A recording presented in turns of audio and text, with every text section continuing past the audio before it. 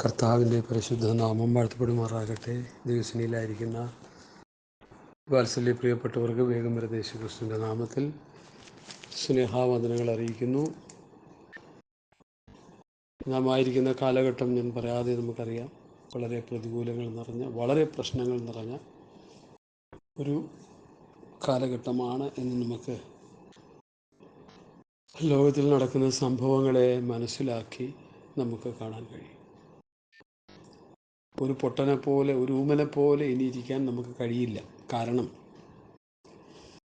ദൈവവചനം സസൂക്ഷ്മം പഠിപ്പിക്കുകയും ചെയ്തുകൊണ്ടിരിക്കുന്ന നമ്മിൽ പലരും ഈ കാലഘട്ടങ്ങളെ വിവേചിച്ച് മനസ്സിലാക്കേണ്ടത് ഏറ്റവും വലിയ ആവശ്യം. കാർമേഘങ്ങളെ കാണുമ്പോൾ മഴ പെയ്യുന്നു.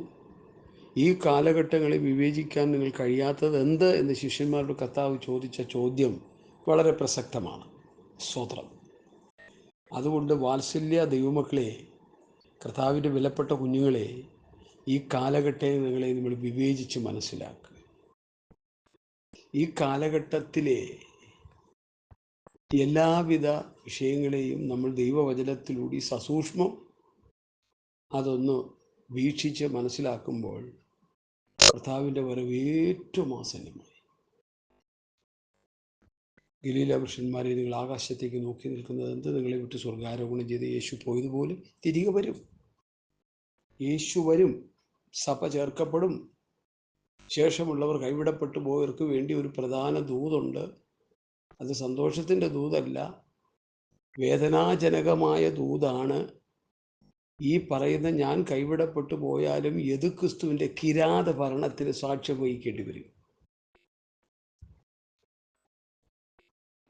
അപ്പോഴാണ് ആമോസ് പ്രവാചകൻ പറഞ്ഞ വചനത്തിൻ്റെ പ്രസക്തി. അപ്പത്തിനായിട്ടുള്ള വിശപ്പല്ല, വെള്ളത്തിനായിട്ടുള്ള ദാഹവുമല്ല, യഹോവയുടെ വചനത്തിനു വേണ്ടിയുള്ള വിശപ്പും ദാഹവും ഞാൻ ദേശത്തിനുള്ളിൽ അയക്കുന്നു എന്ന് ദൈവത്തിൻ്റെ അരുളപ്പാട്. ദൈവവചനത്തിനു വേണ്ടി ഇന്നിപ്പോൾ ഞങ്ങളുടെയൊക്കെ ഈ സന്ദേശം തന്നെ കേൾക്കുമ്പോൾ ഒരു അരോചകമായ നിലയിൽ ഡിലീറ്റ് ചെയ്ത് കളയുന്ന പലരും ഉണ്ട്. പലരും കേട്ടു എന്ന ഭാവത്തിൽ ഡിലീറ്റ് ചെയ്ത് കളയുന്നവരുണ്ട്. കേൾക്കാതെ ഈ നാശം എന്താ ഈ പറയുന്നത് ചിലപ്പോൾ കേൾക്കുന്നവർ അങ്ങനെ പറയുന്നു, ചിന്തിക്കുന്നവരും ഉണ്ട്. ശരിക്കൊന്നേ പറയാനുള്ളൂ, അപ്പത്തിനായിട്ടുള്ള വിശപ്പല്ല, വെള്ളത്തിനായിട്ടുള്ള ദാഹവുമല്ല, യഹോവയുടെ വചനത്തിന് വേണ്ടിയുള്ള വിശപ്പും ദാഹവും ഞാൻ ദേശത്തിന്മേൽ അയക്കുന്നു എന്ന് ദൈവത്തിൻ്റെ അരുളപ്പാട്. സ്തോത്രം. വചനത്തിന് വേണ്ടി ദാഹിക്കുന്നൊരു സമയം വരും. വചനത്തിനു വേണ്ടി ദാഹിക്കുന്നൊരു സമയം വരും. പ്രിയമുള്ളവരെ, ഞാൻ വായിച്ചു കേൾപ്പിക്കാം. അപ്പത്തിനായിട്ടുള്ള വിശപ്പല്ല, വെള്ളത്തിനായിട്ടുള്ള ദാഹവുമല്ല, യഹോവയുടെ വചനങ്ങളെ കേൾക്കേണ്ടതിനുള്ള വിശപ്പ് തന്നെ ഞാൻ ദേശത്തേക്ക് അയക്കുന്ന നാളുകൾ വരുന്നു എന്ന് യഹോവയായ കർത്താവിൻ്റെ അരുളപ്പാട്. അന്ന് അവർ സമുദ്രം മുതൽ സമുദ്രം വരെയും വടക്ക് മുതൽ കിഴക്ക് വരെയും ഉഴന്നു ചെന്ന് യഹോവയുടെ വചനങ്ങളെ അന്വേഷിച്ച് അലഞ്ഞു നടക്കും, കണ്ടുകിട്ടുകയില്ലതാനും. അന്നാളിൽ സൗന്ദര്യമുള്ള കന്യകമാരും യൗവനക്കാരും ദാഹം കൊണ്ട് ബോധം കെട്ട് വീഴും. വചനത്തിനു വേണ്ടി ദാഹിക്കുന്നൊരു കാലം വരുന്നു.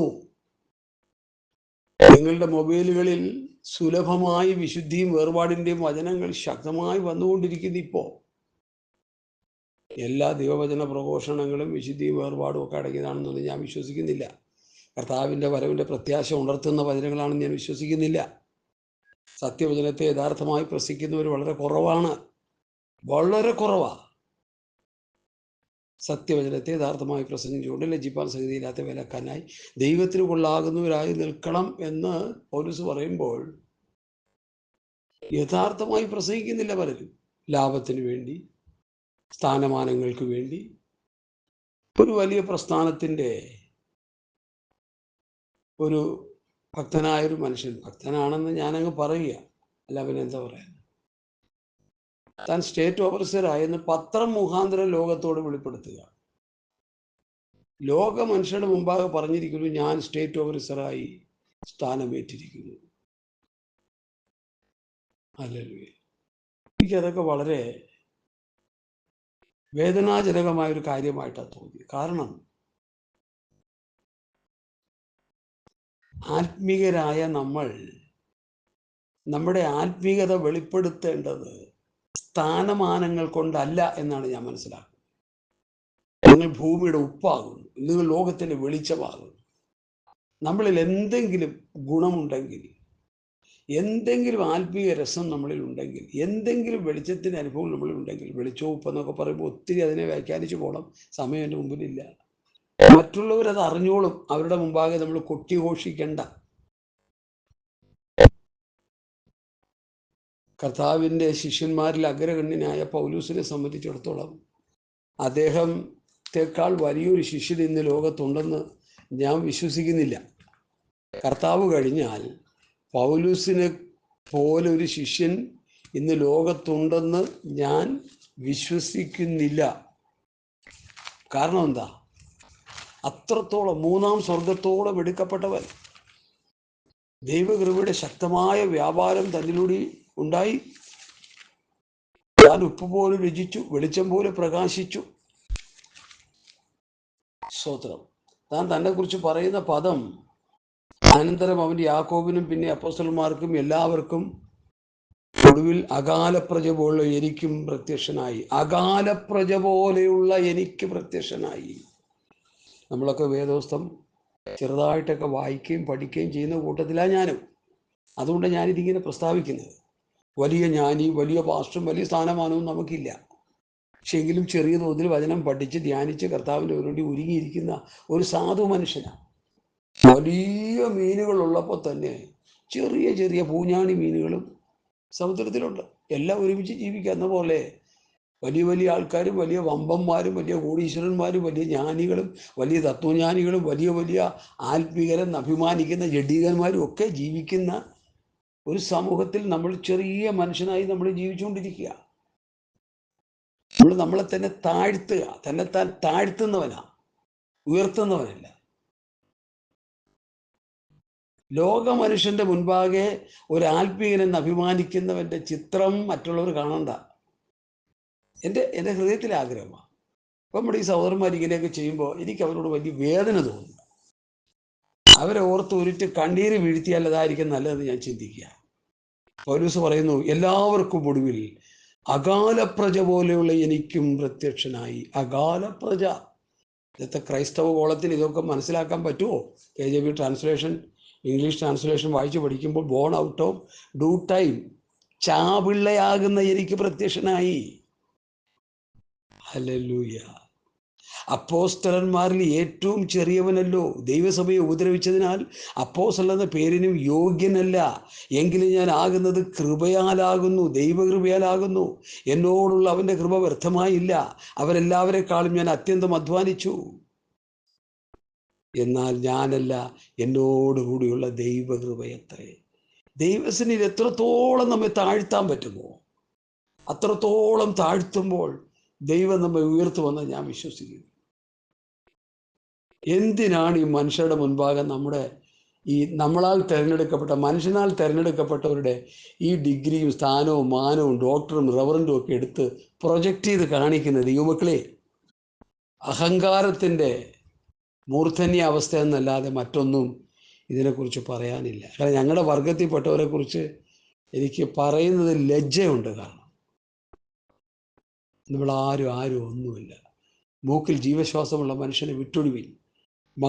മുകളിലോട്ട് വലിച്ചു കയറ്റിയ ശ്വാസം കീഴേക്ക് വിടാൻ കഴിയുന്നില്ലെങ്കിൽ നമ്മൾ പിന്നെ പെട്ടിനുള്ളിലാണ്. പെട്ടിനുള്ളിൽ എടുത്ത് കയറ്റി കുറെ പാട്ടും പാടി കുറെ പ്രസംഗം നടത്തി മണ്ണിൻ്റെ ഇടയിൽ കൊണ്ടുവന്ന്, മണ്ണിൻ്റെ അടിയിൽ കൊണ്ടുവന്ന് ചവിട്ടി അമർത്തി നമ്മുടെ ഇടപാട് അതോടെ തീർന്നു. നമ്മുടെ ഡോക്ടറേറ്റും നമ്മുടെ റവറൻറ്റും നമ്മുടെ പട്ടവും എല്ലാം അതോടെ തീർന്നു. ഒരു ഭക്തനായി ജീവിച്ചാൽ പറയും, അയ്യോ ആ വ്യക്തി ഒരു ഭക്തനായിരുന്നു, നല്ല മനുഷ്യനായിരുന്നു കേട്ടോ, എന്ത് താഴ്മയും വിനയമുള്ള ഒരു ദേവദാസനായിരുന്നു അദ്ദേഹം. Oh, he's very nice fellow, he's very intelligent man എന്നൊക്കെ ജനം പറയും. മക്കളെ, ഞാനത് വലിയ സങ്കടം തോന്നിയോണ്ട് ഞാൻ പറഞ്ഞു പോയത്. വാട്സപ്പ് മുഴുവൻ, പിന്നെ സോഷ്യൽ മീഡിയ മുഴുവൻ, പത്രങ്ങൾ മുഴുവൻ ഞാൻ ഓവർസർ ആയിരിക്കുന്നു, എല്ലാവരും അറിഞ്ഞൂടെ. ഈ മനോഭാവം നമ്മളിൽ നിന്ന് പോകണം. ഉപ്പ് പോലെ രുചിക്കണം, വെളിച്ചം പോലെ പ്രകാശിക്കണം. കാഞ്ഞിരം പോലെ കഴിച്ചുകൊണ്ടിരിക്കുക ഇന്നത്തെ ആത്മീയ കോളം. ലോക മനുഷ്യൻ നമ്മളെക്കുറിച്ച്, വിശ്വാസ സമൂഹത്തെക്കുറിച്ച് പറയുമ്പോൾ അറപ്പാണ്. ഹല്ലേലൂയ. ഏത് സംഘടന ആയിക്കൊള്ളട്ടെ, ഞാൻ എസ്പെഷ്യലി പറയുന്ന പെന്തക്കോസ്ത് സമൂഹത്തെക്കുറിച്ചാണ്. നമ്മുടെ പെന്തക്കോസ്ത് സമൂഹം ആത്മീക കുരുടന്മാരായി, ആത്മീക ദരിദ്രന്മാരായി, ആത്മീക നഗ്നന്മാരായി തീർന്നിരിക്കുന്നു എന്ന് വെളിപ്പാട് പുസ്തകം 3-ാം അധ്യായത്തിന് 17-18 ലവോദിക്ക എന്ന വിഷയം പഠിച്ചു വരുമ്പോൾ നമുക്ക് കാണാൻ കഴിയും. ലവോദിക്ക കാലഘട്ടമായത് കർത്താവിൻ്റെ വരവിന് മുൻപുള്ള കാലഘട്ടം. 7 സഭകൾ 7 കാലഘട്ടങ്ങളെയാണ് കാണിക്കുന്നത്. പഴയ ഭക്തന്മാർ അതിനെക്കുറിച്ചൊക്കെ പഠിക്കും. ഇന്നിപ്പോൾ അങ്ങനെയുള്ള പഠനങ്ങളൊന്നും ഇല്ല. ഇത് കണ്ട ചപ്പും ചവറും ഒക്കെ വൃത്തി പ്രസംഗിച്ചുകൊണ്ടിരിക്കുക. എല്ലാവരും അല്ല. സ്തോത്രം. ഒരു ചെറിയ സമൂഹം ദൈവവചനം പഠിക്കുകയും പഠിപ്പിക്കുകയൊക്കെ ചെയ്യുന്നുണ്ട്. സ്തോത്രം. ഞാൻ ആ വിഷയത്തിൽ നിന്ന് സ്തോത്രം വചനത്തിലേക്ക് കയറട്ടെ. നമ്മൾ പഠിച്ചുകൊണ്ടിരുന്നത് വളരെ മനോഹരമായ ഒരു വേദഭാഗമാണ്. 2 പത്രോസിൻ്റെ ലേഖനം 1-ാം അധ്യായം 1 മുതൽ 4 വരെയുള്ള വാക്യങ്ങളാണ് 3 ക്ലിപ്പായിട്ട് നമ്മൾ ധ്യാനിച്ചതെന്നാണ് എൻ്റെ ഓർമ്മ. 5-ാമത്തെ ക്ലിപ്പിലേക്ക് വരിക, 4-ാമത്തെ ക്ലിപ്പിലേക്ക് നമ്മൾ വരിക. ഇതിൽ 4-ാമത്തെ വാക്യം ഒത്തിരി അങ്ങ് പ്രൊജക്റ്റ് ചെയ്ത് വരാനിടയായി തോന്നി. എനിക്കറിയത്തില്ല എന്തുവാണ്. സ്വതന്ത്രം. അവൻ നമുക്ക് വിലയേറിയതും അതിമഹത്വമായ വാഗ്ദത്തങ്ങൾ നൽകിയിരിക്കുന്നു. അവയാൽ നിങ്ങൾ ലോകത്തിൻ മോഹത്താലുള്ള നാശം വിട്ടൊഴിഞ്ഞ് ദിവ്യ സ്വഭാവത്തിന് കൂട്ടാളികളായി തീരാനിട വരുന്നു. കർത്താവിൻ്റെ ദിവ്യ സ്വഭാവത്തിന് നമ്മൾ കൂട്ടാളികളാകണം. കർത്താവിൻ്റെ മനസ്സുള്ളവരാകണം. ക്രിസ്തുവിൻ്റെ ഭാവമുള്ളവരായി തീരണം. 3 കാര്യങ്ങൾ അവിടെ പ്രൊജക്റ്റ് ചെയ്ത് ഞാൻ നിങ്ങളോട് സംസാരിച്ചെന്ന് എൻ്റെ ഓർമ്മ. ക്രിസ്തുവിൻ്റെ ഭാവം, ക്രിസ്തുവിൻ്റെ മനസ്സ്, അവൻ്റെ ദിവ്യ സ്വഭാവം നമുക്കുണ്ടാകണം. Hallelujah, hallelujah. അങ്ങനെ വരണമെന്ന് പത്രോസ് ഇവിടെ പറയുക. അത് നിമിത്തം 5-ാം വാക്യത്തിലേക്ക് ഞാൻ പ്രവേശിച്ചു. അത് നിമിത്തം തന്നെ നിങ്ങൾ സകല ഉത്സാഹവും കഴിച്ച് നിങ്ങളുടെ വിശ്വാസത്തോട് വീര്യം. പിന്നെ പറയുന്ന കാര്യങ്ങൾ ശ്രദ്ധിക്കണേ. വിശ്വാസത്തോട് വീര്യം, വീര്യത്തോട് പരിജ്ഞാനം, പരിജ്ഞാനത്തോട് ഇന്ദ്രിയം, ഇന്ദ്രിയത്തോട് സ്ഥിരത, സ്ഥിരതയോട് ഭക്തി, ഭക്തിയോട് സഹോദരപ്രീതി, സഹോദരപ്രയോട് സ്നേഹം കൂട്ടിക്കൊള്ളണം. ഒരു വലിയ ബൃഹത്തായ വിഷയമാണ് നമ്മൾ പഠിച്ചുകൊണ്ടിരിക്കുന്നത്. അധികം ഒന്നും പ്രസംഗങ്ങൾ ഇതിനെക്കുറിച്ച് കേട്ടിട്ടുണ്ടോ എന്ന് ചോദിച്ചാൽ എനിക്കറിയത്തില്ല. അധികം പ്രസംഗങ്ങളൊന്നും ഞാൻ കേട്ടിട്ടില്ല. ചുരുക്കം ചില ഭക്തന്മാർ പറയുന്നതല്ലാട്ടോ മറ്റുള്ളവർ ആരും പറഞ്ഞ് കേട്ടിട്ടില്ല. ഈ പത്രോസ് എഴുതിയ വചനത്തിൻ്റെ മർമ്മങ്ങൾ എത്ര ആത്മീയർ ഗ്രഹിച്ച ആത്മീയരുണ്ടെന്നാണ് എൻ്റെ ചോദ്യം. വിശ്വാസത്തോട് വീര്യം, വീര്യത്തോട് പരിജ്ഞാനം, പരിജ്ഞാനത്തോട് ഇന്ദ്രിയം, ഇന്ദ്രിയത്തോട് സ്ഥിരത, സ്ഥിരതയോട് ഭക്തി, ഭക്തിയോട് സഹോദരപ്രീതി, സഹോദരപ്രയോട് സ്നേഹം. ഇത് കൂട്ടിക്കൊണ്ടിരുന്നോണം 7 വിധ കാര്യങ്ങൾ നമുക്കുണ്ടാകുകയും അത് നമ്മളിൽ ഉണ്ടാകണം. അതുണ്ടായി അത് വർദ്ധിച്ചു കൊണ്ടിരിക്കണം. 7 ആത്മീയ അനുഭവങ്ങൾ വർദ്ധിച്ചു കൊണ്ടിരിക്കണം. എഫെസ്യ ലേഖനം പഠിക്കുമ്പോൾ എഫെസ്യ ലേഖനത്തിൽ എത്ര അധ്യായമുണ്ട്? 6 അധ്യായം. ഈ 6 അധ്യായത്തിലും 7 ഏഴുകൾ ഞങ്ങളെ പഠിപ്പിച്ച ദേവദാസന്മാർ പഠിപ്പിച്ച് ഞാൻ ഇപ്പോൾ ഓർക്കുന്നു. 7 ഏഴുകൾ. ഓരോ അധ്യായത്തിലും 7 പ്രധാന വിഷയങ്ങൾ പ്രൊജക്റ്റ് ചെയ്ത് നിൽക്കുന്നുണ്ട്. അത് പഠിക്കുന്നവർക്കേ അറിയൂ. അത് ശരിക്കും എടുത്ത് പറയുന്നത് അതിൻ്റെ 5-ാം അധ്യായത്തിലാണ്. 6-ാം അധ്യായത്തിലാണ്. 7 സർവായുധ വർഗങ്ങൾ. 7 സർവായുധ വർഗത്തിൻ്റെ കൂടി ഒരെണ്ണം കൂടി ഉണ്ടെന്നുള്ളത് ഞാൻ നിങ്ങളെ ഗ്രഹിപ്പിച്ചെന്ന് എൻ്റെ ഓർമ്മ. കഷ്ടതയെന്ന സർവായുധ വർഗം. അതിപ്പോൾ ആർക്കും വേണ്ട, ഞാൻ അങ്ങോട്ട് പോകുന്നില്ല. 7 സർവായുധ വർഗം: സത്യം അരക്കി കെട്ടുക, നീതി എന്ന കവചം ധരിക്കുക, സമാധാന സുവിശേഷം കാലം ചെരുപ്പാക്കി, സകല ദുഷ്ടന്റെ തീയും വിളിയും കെടുപ്പാന്തക്കൊണ്ട് വിശ്വാസം എന്ന പരിചയം, രക്ഷ എന്ന ശിരസ്ത്രവും, ദൈവവചനം ആത്മാവിൻ്റെ വാളും, ഏത് നേരത്ത് ആത്മാവിൽ പ്രാർത്ഥിച്ചും. ഇത് ദൈവത്തിൻ്റെ 7 സർവായുധ വർഗമാണ്. ഇത് 7 ആത്മീയ അനുഭവങ്ങളാണ്. ഇത് ധരിച്ച് പിശാചിനോടും ലോകത്തോടും ജഡത്തിനോടും യുദ്ധം ചെയ്ത് ജയിക്കാത്തവർക്ക് അങ്ങോട്ട് പ്രവേശനം ഇല്ല. ഇത് പറയുമ്പോൾ നമ്മുടെ നെറ്റിയൊക്കെ ചുളിച്ചോണ്ടൊന്നും ഒരു പ്രയോജനമില്ല. സഹോദരങ്ങളെ, ഈ കർത്താവിൻ്റെ വചനത്തിൽ എഴുതിയിരിക്കുന്ന ആത്മീകമായ മിസ്റ്ററി, മർമ്മം നമ്മളത് നന്നായിട്ട് മനസ്സിലാക്കി. ഞാനതൊരു ഒരല്പം മനസ്സിലാക്കിയത് കൊണ്ടാണ് ഞാൻ ഈ പറഞ്ഞുകൊണ്ടിരിക്കുന്നത്. ഒരു പൊടിക്ക് അത് മനസ്സിലാക്കിക്കൊണ്ടാണ് ഞാൻ ഈ പറയുന്നത്. വചനത്തിൻ്റെ വെളിപ്പാടുകൾ നമ്മുടെ ഉള്ളിലേക്ക് വന്നു കഴിയുമ്പോൾ നമ്മൾ ആരുമല്ല, നമ്മളൊരു സീറോ ആണ്. അപ്പോൾ ആ പൗലോസ് പറയുന്നത് ഞാനൊരു ചാവിള്ളയാണ്. മാസം തികയുന്നതിന് മുമ്പ് പ്രസവിച്ച് വീണ് ഒരു ചാപിള്ള, ഒരു വേസ്റ്റ്, ഒരു ഗാർബേജ്, ഒന്നുമില്ല. ഞാനൊന്നുമില്ല. പിന്നെ ഞാൻ എന്തെങ്കിലും ഉണ്ടെങ്കിൽ കൃപ, ഞാനാകുന്നത് കൃപ, ഞാനാകുന്നത് കൃപ. ഹല്ലേലൂയ. സ്വർഗീയമായ വചനത്തിൻ്റെ വെളിപ്പാടുകൾ നമ്മുടെ ഉള്ളിലേക്ക് കയറി കഴിയുമ്പോൾ, പൗലൂസിനെ കുറിച്ച് പഠിക്കുമ്പോൾ പൗലൂസ് 7 വിധ പദവികൾ അലങ്കരിച്ചുകൊണ്ടിരുന്ന ഒരു വ്യക്തിയാണെന്ന് ഞാൻ മുമ്പ് പല മെസ്സേജുകളിൽ നിങ്ങളോട് പറഞ്ഞിട്ടുണ്ടെന്നാണ് എൻ്റെ ഓർമ്മ. ആ പദവികൾ എന്തൊക്കെയാണ്? 8-ാം നാളിൽ പരിച്ഛേദനയേറ്റവൻ, ഇസ്രായേൽ ജാതിക്കാരൻ, ബെന്യാമിൻ ഗോത്രക്കാരൻ, എബ്രാഹിം ജനിച്ച എബ്രാഹിം, ന്യായപ്രമാണം സംബന്ധിച്ച് പരീശൻ, ശുഷ്കാൻ സംബന്ധിച്ച് സഭയെ ഉപദ്രവിച്ചവൻ, ന്യായപ്രമാണത്തിലെ നീതി സംബന്ധിച്ച് അനിന്യൻ, എങ്കിലും എനിക്ക് ലാഭമായിരുന്നൊക്കെയും ഞാൻ ക്രിസ്തു നിമിത്തം ചെയ്തവൻ തന്നെ. അപ്പോൾ ഈ 7 പദവികൾ തനിക്ക് ലാഭമായിരുന്നു. എന്നാൽ ദമസ്കോസിന്റെ പടിവാതിക്കൽ വെച്ച് ദൈവപുത്രനായ യേശു ക്രിസ്തുവിനെ ദർശിച്ചപ്പോൾ ഇതെല്ലാം ഗാർബേജ് ആണ്, വേസ്റ്റ് ആണെന്ന് മനസ്സിലായി. ഞാൻ എന്തോ ആണെന്നും പറഞ്ഞ് ലോകത്തോട് വിളിച്ചു പറയുന്ന ഭക്തന്മാരോട് എനിക്ക് പറയാനുള്ളത്, പൗലൂസിന്റെ വാക്കുകളൊന്ന് ശ്രദ്ധിക്കണേ നിങ്ങൾ. പൗലൂസിൻ്റെയും പത്രോസിൻ്റെയും യോഹന്നാൻ്റെയും യാക്കോബിൻ്റെയും യൂദയുടെയും പ്രബോധനങ്ങൾ, വചനങ്ങൾ, ലേഖന ഭാഗങ്ങൾ നിങ്ങളൊന്ന് പഠിക്കണേ. നമ്മൾ വെറും വേസ്റ്റാണെന്ന് നമുക്ക് മനസ്സിലാവും. ഞാനത് പറഞ്ഞു വരുന്നതിൻ്റെ അർത്ഥം, നമ്മൾ കൃപയാണ്, നമ്മൾ ആകാതിരിക്കുന്ന അവസ്ഥ കൃപയാൽ. ഞാൻ ഒത്തിരി അധ്വാനിച്ച് മറ്റുള്ളവരെക്കാളും ഞാനല്ല, എന്നോടുകൂടിയുള്ള കൃപയാലത്രേ.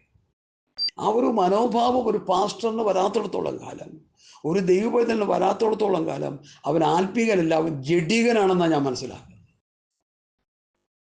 സ്തോത്രം, ഹല്ലേലൂയ, സ്തോത്രം.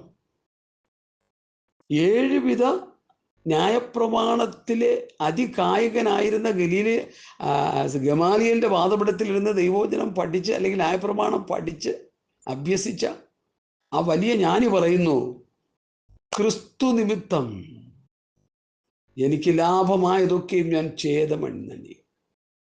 എൻ്റെ കർത്താവായ യേശു ക്രിസ്തുവിനെ കുറിച്ചുള്ള പരിജ്ഞാനത്തിൻ്റെ ശ്രേഷ്ഠ നിമിത്തം ഇപ്പോഴും ഞാൻ ഛേദമെന്ന് എണ്ണിയിരിക്കുന്നു. ഈ വർത്തമാന കാലത്തും ഞാൻ എണ്ണുന്നു, കഴിഞ്ഞുപോയ കാലത്തും ഞാൻ എണ്ണുന്നു, ഈ കാലത്തും ഞാൻ എണ്ണുന്നു. ഭാവി, ഭൂതം, വർത്തമാനം ഒന്ന് ചിന്തിച്ചേ. ഇപ്പോഴും ഞാൻ എണ്ണുന്നു കർത്താവായ യേശു ക്രിസ്തുവിനെ കുറിച്ച് പരിജ്ഞാന നിമിത്തം. പത്രോസിന്റെ ഒരു വാക്ക് ഇവിടെ കൂട്ടിച്ചേർക്കേണ്ടത് ആവശ്യമായിരിക്കുന്നു. നമ്മൾ പഠിച്ചുകൊണ്ടിരിക്കുന്ന പത്രോസിന്റെ ആ 2-ാം ലേഖനത്തിലൊരു പദം ഈ പൗലോസ് പറഞ്ഞുകൊണ്ട് ചേർത്ത് ഞാൻ പറയാൻ ആഗ്രഹിക്കുന്നു. ശ്രദ്ധിക്കണേ. 2 പത്രോസ് 2:20, കർത്താവിന് രക്ഷിതാവുമായ യേശു ക്രിസ്തുവിൻ്റെ പരിജ്ഞാനത്തിന്റെ ശ്രേഷ്ഠത നിമിത്തം, കർത്താവായ യേശു ക്രിസ്തുവിന്റെ പരിജ്ഞാനത്താൽ ലോകത്തിന്റെ മാലിന്യം വിട്ടോടിയവർ. അപ്പൊ യേശു ക്രിസ്തുവിനെ കുറിച്ചുള്ള പരിജ്ഞാനം ഉള്ളിൽ വരുമ്പോൾ ലോകത്തിന്റെ മാലിന്യങ്ങൾ എല്ലാം വിട്ടോടാനിടയായിത്തീരും. ലോകം വിലമതിക്കുന്ന സ്ഥാനമാനങ്ങൾ, പ്രസിഡന്റ്, സെക്രട്ടറി, ഖജാൻജി, കൗൺസിൽ അംഗം, ഇതൊക്കെ ലോകത്തിന്റെ കാര്യങ്ങളാണ്. ഭക്തന്മാരുടെ ഇടയിൽ ഇതൊന്നുമില്ല. കർത്താവ് പറഞ്ഞു, വി ആർ ബ്രദേഴ്സ്, നിങ്ങൾ സഹോദരന്മാരാണ്. നമ്മൾ സഹോദരന്മാരാ. ഒരു പദവിയും നമുക്കില്ല. നമ്മളിപ്പോൾ ഓരോ സ്ഥാനമാനം ഓരോരുത്തർക്ക് കൊടുത്തിട്ട് ഓരോരുത്തരെ പൂജാ വിഗ്രഹം പോലെ വെച്ച് ആരാധിച്ചുകൊണ്ടിരിക്കുക. ഓഫീസർ വരുന്നുടാ, ഓഫീസർ വരുന്നു, സെൻട്രൽ വരുന്നു, ലോക്കൽ വരുന്നു, പ്രസിഡന്റ് വരുന്നു, സെക്രട്ടറി വരുന്നു. ഈ സ്ഥാനമാനങ്ങൾ ലഭിച്ചിട്ട് അതിൻ്റെ അഹങ്കാരത്തിൽ കിടന്ന് പുളച്ചു മതിക്കുക. വല്ല ഗുണമുണ്ടോ? ഒരു ഗുണവുമില്ല. വല്ല ദൈവകൃപ വല്ലതും വ്യാപരിക്കുന്നുണ്ടോ? ഒന്നുമില്ല. ആത്മീയമായിട്ട് എന്തെങ്കിലും കിട്ടാനുണ്ടോ? ഒന്നുമില്ല. പ്രാവശ്യം ഒരു കല്യാണത്തിന് പോയി, ആത്മീയമായിട്ട് ഒന്നും കിട്ടിയില്ല.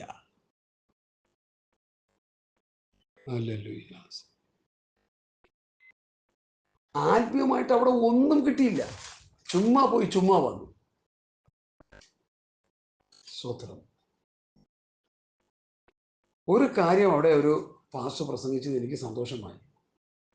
നിങ്ങളുടെ കുടുംബജീവിതത്തിന്റെ മാനുവലാണ് ഈ വിശുദ്ധ വേദപുസ്തകം. അത് കേട്ടപ്പോൾ ഒരു സന്തോഷം തോന്നി. ഈ വ്യവസ്ഥ പ്രകാരമായിരിക്കണം, ഈ ദൈവവചന വ്യവസ്ഥ പ്രകാരമായിരിക്കണം നിങ്ങൾ നിങ്ങളുടെ കുടുംബജീവിതം കെട്ടുപണി ചെയ്യുവാൻ. ഒരൊറ്റ പദപ്രയോഗമാണ് എനിക്ക് അതിൽ ഒരല്പ സന്തോഷം നൽകി. സത്യത്തിൽ ഭാര്യ ചെയ്യേണ്ട ഉത്തരവാദിത്വം, ഭർത്താവ് ചെയ്യേണ്ട ഉത്തരവാദിത്വം, അതിനെക്കുറിച്ച് അപ്പോസ്തലന്മാർ പറയുന്ന ഉപദേശം ഒന്നും അവിടെ നിർഭാഗ്യവശാൽ പറയാനിടയായില്ല. അത് അവിടെ നിന്നല്ല, എങ്ങും കേൾക്കുന്നില്ല. ഞാൻ അന്ന് മുതൽ ഞാൻ അതിനെക്കുറിച്ച് പഠിച്ച് ഒരു വിവാഹ ശുശ്രൂഷയിൽ ഭാര്യ എന്ത് ചെയ്യണം, ഭർത്താവ് എന്ത് ചെയ്യണം, അവരുടെ ഉത്തരവാദിത്തങ്ങൾ പരസ്പരം അപ്പോസ്തലന്മാർ പറയുന്ന ഉപദേശത്തിലൂടെയുള്ള പ്രബോധനങ്ങൾ ഞാൻ ശക്തിയോടെ പല സ്ഥലങ്ങളിലും പറഞ്ഞിട്ടുണ്ട്. അതൊന്നും കേൾക്കാനിപ്പോൾ ആളില്ല. പ്യുവർ ദൈവവചനം കേൾക്കാനിപ്പോൾ ആളില്ല. കണ്ട അപ്പും ചവറും പറയുന്നതൊക്കെ കേൾക്കാനാണ് ആൾക്കാർക്ക് താല്പര്യം. അങ്ങനെ നമ്മളെ ക്രൈസ്തവ ഗോളം അതപ്പതിച്ചു പോയി സഹോദരങ്ങളെ. അതുകൊണ്ടാണ് ഞാൻ ഇത്തിരി ആത്മീയ രോഷാകുലനാകുന്നതെന്ന് നിങ്ങൾ ചിന്തിച്ചോണം. ഹല്ലേലൂയ. പൗലോസിന് ക്രിസ്തുവിനെ കുറിച്ചുള്ള പരിജ്ഞാനം ഉള്ളിൽ വന്നപ്പോൾ, യേശുക്രിസ്തുവിന്റെ പരിജ്ഞാനം തൻ്റെ ഉള്ളിൽ വന്നപ്പോൾ, ലോകത്തിന്റെ മാലിന്യങ്ങളെല്ലാം വിട്ടോടാനിടയായി, ഗാർബേജ് എല്ലാം വിട്ടോടാനിടയായി, വേസ്റ്റ് എല്ലാം വിട്ടോടാനിടയായി. ഇന്ന് നമ്മൾ വേസ്റ്റിന്റെ പിറകെ പോയിക്കൊണ്ടിരിക്കുക, ഗാർബേജിന്റെ പിറകെ പോയിക്കൊണ്ടിരിക്കുക. ഹല്ലേലൂയ. ഈ ചപ്പും ചവറും വേസ്റ്റും കൊണ്ടുപോകുന്ന ലോറി പോകുമ്പോൾ അതിൻ്റെ തൊട്ട് പുറകെ ഒരു 15, 20, 25 മീറ്റർ പുറകെ പോകാനായിട്ട് ഒരു സാഹചര്യം നമുക്കുണ്ടായാൽ അറിയാം അതിൻ്റെ അവസ്ഥ എന്താണെന്ന്. ഞാൻ പറയാതെ നിങ്ങൾക്കറിയാം. മൂക്ക് പൊത്തിക്കൊണ്ട് വേണം പോകാൻ. അല്ലെങ്കിൽ ആ വണ്ടി പോയി കഴിഞ്ഞ് ഒരു 500 മീറ്റർ പോയി കഴിഞ്ഞിട്ട് വേണം നമുക്ക് പോകാൻ. കാരണം വേസ്റ്റാണ്. കർത്താവ് ഒരു വചനം പറഞ്ഞ് എൻ്റെ ഹൃദയത്തിലേക്ക് പരിശുദ്ധാത്മാവ് തള്ളുകയാണ്. ആ വചനം ഇങ്ങനെയാണ്: ലോകത്തിൻ്റെ മുൻപാകെ ഉന്നതമായത് എൻ്റെ ദൈവത്തിൻ്റെ മുൻപാകെ അറപ്പാകുന്നു. അറപ്പ്, അറപ്പ്. ലോക മനുഷ്യൻ അലങ്കരിക്കുന്ന സ്ഥാനമാനങ്ങൾ ആത്മീകരെന്ന് പറയുന്ന ഞാനും നിങ്ങളും അലങ്കരിക്കുമ്പോൾ നാം നമ്മെ തന്നെ സൂക്ഷിക്കണം. ദൈവകൃപ വിട്ട് വേസ്റ്റ് ആകാനുള്ള സാധ്യതയുണ്ട്. Hallelujah, hallelujah, hallelujah. സ്വത്രം, സ്വത്രം. ഞങ്ങളുടെ പ്രസ്ഥാനത്തിന് പുതിയ നേതൃത്വം നിരകളെ തിരഞ്ഞെടുത്തു. ഞങ്ങളുടെ പ്രസ്ഥാനത്തിന് പുതിയ കൗൺസിൽ മെമ്പറുകളെ തിരഞ്ഞെടുത്തു. എന്തിനാ ഈ തിരഞ്ഞെടുക്കുന്നത്? എന്ത് ആവശ്യമെന്ന് ഇതുകൊണ്ട്? ദൈവം തിരഞ്ഞെടുത്തവരുമല്ലോ നിങ്ങളുടെ കൂട്ടത്തിലുണ്ടോ? എൻ്റെ ചോദ്യം. ദൈവം ആക്കി വെച്ചവർ നമ്മുടെ ഇടയിലുണ്ടോ? 3 നിലയിലുള്ള പഠനമാണ് അതിനെക്കുറിച്ച്. ദൈവമാക്കി വെച്ചവർ, സംഘടന ആക്കി വെച്ചവർ, സ്വയം കയറിയായവർ. ഇതിലേതാ നീ ഞാനും? നിങ്ങളും ഞാനും ഏതാ? ദൈവമാക്കി വെച്ചു എന്നുള്ള ഉത്തമ ബോധ്യമുള്ളത് കൊണ്ടാണ് ദൈവവചനം ഞാൻ പ്രസംഗിച്ചുകൊണ്ടിരിക്കുന്നത്. അല്ലെങ്കിൽ ഞാൻ പ്രസംഗിക്കത്തില്ല. എന്നെ കൊണ്ട് പറ്റത്തില്ല. ഇത് ദൈവവചനം പ്രസംഗിക്കാനായിട്ട് എന്നെ കൊണ്ട് കഴിയത്തില്ല. പക്ഷെ ദൈവം എന്നെ ആക്കി വെച്ചിരിക്കുന്നു. ദൈവത്തിൻ്റെ നിയോഗം എൻ്റെ മേൽ കിടക്കുന്നു. ദൈവത്തിൻ്റെ അഭിഷേകം എൻ്റെ മേൽ കർത്താവ് തന്നിരിക്കുന്നു. അതുകൊണ്ടാണ് ഞാൻ പ്രസംഗിക്കുന്നത്. മാന്യമായ ജോലിയും കൂലിയും ഉണ്ടായിരുന്ന സ്ഥാനത്ത് നിന്ന് കർത്താവിൻ്റെ വിളി കേട്ട് ഇറങ്ങി തിരിച്ച് ഈ ആത്മീയ ഗോളത്തിലേക്ക് വന്നപ്പോൾ ഈ ഗോളം ഇത്ര ചീഞ്ഞ് നാറിക്കിടക്കുന്ന ഗോളമാണെന്ന് മനസ്സിലാക്കിയത് വലിയ വേദനയോടെ ആയിരുന്നു. ഉപ്പ് പോലെ രുചിക്കേണ്ടവർ, വെളിച്ചം പോലെ പ്രകാശിക്കേണ്ടവർ, കുന്നിരുട്ടിലും കാഞ്ഞിരം പോലെ കഴിച്ചു കിടക്കുന്ന അവസ്ഥയിലും ആയിരിക്കുക. ആരെങ്കിലും സത്യം പറഞ്ഞാൽ അവൻ്റെ ഉച്ചി നോക്കി അടിച്ച് ഇരുത്തുന്ന ഒരു അനുഭവം ഇന്നത്തെ ആത്മീയ ഗോളത്തിലുള്ളതാണ്. അതുകൊണ്ട് ഒരു ഡിനോമിനേഷനുമായിട്ട് ബന്ധമില്ലാതെ ഞാൻ നിൽക്കുന്നതിൻ്റെ കാരണം എനിക്ക് ഒരു ഡിനോമിനേഷനും വേണ്ട. ദൈവവചനവുമായി പൊരുത്തപ്പെട്ട് പോകുന്നവരോട് കൂട്ടായ്മ കൂടി പോകാൻ എനിക്ക് യാതൊരു ബുദ്ധിമുട്ടുമില്ല. ഹല്ലേലൂയ, സ്വത്രം. ഹല്ലേലൂയ. എൻ്റെ ജീവിതവും എൻ്റെ പ്രസംഗവും മാതൃകാപരമായിരിക്കണമെന്ന് എനിക്കൊരു വലിയ ആഗ്രഹമുണ്ട്. തെറ്റ് ചൂണ്ടിക്കാണിച്ചാൽ തിരുത്താൻ സന്നദ്ധനായ ഒരു കുഞ്ഞു ഉപദേശിയാണ് ഞാൻ. വചനത്തിലൂടെ തെറ്റ് ചൂണ്ടിക്കാണിക്കണം. പാസ്റ്ററുടെ പോക്ക് ശരിയല്ല, പാസ്റ്ററുടെ പ്രസംഗം ശരിയല്ല, പാസ്റ്ററുടെ രീതികൾ ശരിയല്ല, ധൈര്യമായിട്ട് പറഞ്ഞോളൂ. എൻ്റെ ജീവിതത്തിലെ വിജയം അതാണ്. കാരണം തെറ്റ് ആരെങ്കിലും ചൂണ്ടിക്കാണിച്ചാൽ തിരുത്താനുള്ളൊരു മനോഭാവം എനിക്കുണ്ട് എന്നുള്ളതാണ് എൻ്റെ ജീവിതത്തിൻ്റെ വിജയരഹസ്യം, എൻ്റെ ക്രിസ്ത്യ ജീവിതത്തിലെ സന്തോഷം. സോക്രട്ടീസിനോട് ചോദിച്ചു, സോക്രട്ടീസേ, നിങ്ങൾ വലിയ ജ്ഞാനിയാണല്ലോ, നിങ്ങളുടെ ഏറ്റവും വലിയ അറിവെന്താണ്? എനിക്കെല്ലാം ഒന്നും അറിയത്തില്ല എന്നുള്ളൊരു അറിവാണ് എൻ്റെ ഏറ്റവും വലിയ അറിവ് എന്ന് പറഞ്ഞ പോലെ എനിക്കൊന്നും അറിയത്തില്ല പ്രിയമുള്ളവരെ. വേദപുസ്തകം, മഹാസമുദ്രമായ വേദപുസ്തകത്തിൽ നിന്ന് ചില ആത്മീക സത്യങ്ങൾ ഗ്രഹിക്കാൻ കഴിഞ്ഞു, പഠിക്കാൻ കഴിഞ്ഞു. അതിനുവേണ്ടി നിലകൊള്ളാൻ ആഗ്രഹിച്ച് ഓടിക്കൊണ്ടിരിക്കുന്ന ഒരു ചെറിയ ഭക്തനാണ് ഞാൻ. എനിക്കപ്പുറം ഒന്നും പറയാനില്ല. എനിക്ക് സ്ഥാനങ്ങൾ വേണ്ട, മാനങ്ങൾ വേണ്ട. സ്ഥാനങ്ങൾ മാനങ്ങൾ നശ്വരമാ, മേലുള്ള ഋഷലിൽ നിത്യഗേഹം. സ്ഥാനങ്ങൾ മാനങ്ങൾ നശ്വരമാവുന്ന പാട്ട് പാടിക്കൊണ്ടിരിക്കുന്നവൻ ഒരു സ്ഥാനം കിട്ടിയപ്പോൾ എടുത്ത് പത്രത്തിൽ ഇട്ടിരിക്കുക. ഞാൻ എനിക്കിനി സ്ഥാനം കിട്ടിയ കേട്ടോ, നിങ്ങളെല്ലാം അറിഞ്ഞോണേ, ഇനി സൂക്ഷിച്ച് വേണം എന്നോട് ഇടപെടാൻ, ഞാൻ ഇന്ന ആളായിരിക്കുക. അത് വിട്ട് നിങ്ങളോട് ഇടപെട്ടാൽ ഗൗരവം അറിയും എന്നാ പറഞ്ഞതിൻ്റെ അർത്ഥം. പോട്ടെ, ഞാൻ വിഷയത്തിലേക്ക് വരികയാണ്. പത്രോസിന്റെ ലേഖനത്തിലേക്ക് വരിക. വിശ്വാസത്തോട് വീര്യം, വീര്യമുള്ളൊരു വിശ്വാസം. ഹല്ലേലൂയ. അവൻ നമുക്ക് വിലയേറിയതും അതിമഹത്വമായ വാഗ്ദത്തങ്ങൾ നൽകിയിരിക്കുന്നു. ഇവയാൽ നിങ്ങൾ ലോകത്തിൽ മോഹത്താലുള്ള നാശം വിട്ടൊഴിയുന്നു. ലോകത്തിൽ മോഹത്താലുള്ള നാശം വിട്ടൊഴിഞ്ഞ് അവൻ്റെ ഈ ഭാഗം എനിക്ക് ഒത്തിരി പറയണമെന്നുണ്ടെങ്കിൽ ഞാൻ ഏറെ ഏതെങ്കിലും സന്ദർഭത്തിൽ അതിനെക്കുറിച്ച് പ്രതിപാദിക്കാനായിട്ട് പിന്നെയും ശരണപ്പെടുന്നുണ്ട്. കാരണം ലോകത്തിൽ മോഹത്താലുള്ള നാശം വിട്ടൊഴിയുന്നില്ല ഇന്നത്തെ ആത്മീയകോളം. ഞാൻ നിങ്ങൾ ഈ വാക്യം വളരെ ഹൃദയത്തിൽ വളരെ സൂക്ഷിച്ച് ആ വചനത്തിനനുസരിച്ച് ജീവിക്കാൻ സമർപ്പിച്ച് മുമ്പോട്ട് പോകണം. ലോകത്തിൻ മോഹത്താലുള്ള നാശം വിട്ടൊഴിയാൻ നമുക്ക് കഴിയുന്നുണ്ടോ എന്ന് ശോധന ചെയ്തോണം. ഈ വലിയ ലോകത്ത് നമ്മെ മോഹിപ്പിക്കുന്ന പലതുമുണ്ട്. ആ മോഹത്തിന് പിന്നിൽ നാശമാണ്. മോഹം ഗർഭം ധരിച്ച് സ്വത്രം. യാക്കോബിന്റെ ലേഖനത്തിലേക്ക് വരാം. അപ്പോഴാണ് അതിൻ്റെ വ്യക്തമായ ചിത്രം കിട്ടുന്നത്. പാപം ഗർഭം ധരിച്ച് സ്വത്രം. വാക്യം തന്നെ അങ്ങനെ എടുക്കാം. ഓരോരുത്തരും പരീക്ഷിക്കപ്പെടുന്നത് സ്വന്തം മോഹത്താൽ ആകർഷീകരിച്ച് വശീകരിക്കപ്പെടുകയാകുന്നു. മോഹം ഗർഭം ധരിച്ച് പാപത്തെ പ്രസവിക്കുന്നു. യെസ്, അതാണ് എൻ്റെ കറക്റ്റ്. മോഹം ഗർഭം ധരിച്ച് പാപത്തെ പ്രസവിക്കുന്നു. പാപം എടുത്തിട്ട് മരണത്തെ പിറന്നു.